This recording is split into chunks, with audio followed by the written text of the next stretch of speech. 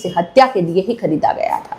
इसके अलावा घटनास्थल से राजा का टूटा हुआ मोबाइल फोन का स्क्रीन गार्ड, एक महिला की सफेद शर्ट, दवा की स्ट्रिप और एक स्मार्ट वॉच भी बरामद हुई। पोस्टमार्टम रिपोर्ट में पुष्टि हुई कि राजा की हत्या दाव से की गई थी। हालांकि यह स्पष्ट नहीं है कि उसकी मौत पहले हुई या उन्हें खाई में फेंकने के बाद।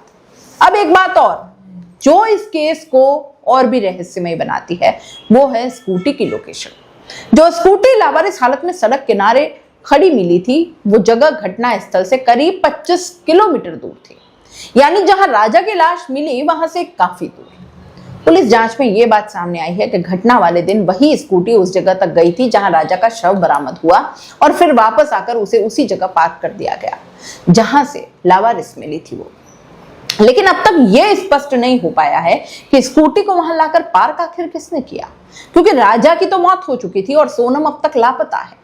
इस एक सवाल ने पूरे केस को एक ऐसे मोड़ पर लाकर खड़ा कर दिया है जहां अब ये सिर्फ हत्या नहीं बल्कि एक साफ सुथरी प्लानिंग के शक में बदल चुका है।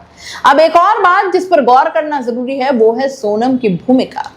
सोनम दोस्तों अभी तक लापता है, लेकिन क्या वो सिर्फ लापता है या फिर कहीं ना कहीं इस पूरी साजिश में शामिल भी हो सकती है? यह सवाल इसलिए भी उठ रहा है क्योंकि पिछले कुछ महीनों में ऐसे कई केसेस सामने आए हैं जहां नई नई शादी के बाद पत्नी ने ही पति को रास्ते से हटाने की खौफनाक साजिशें रची।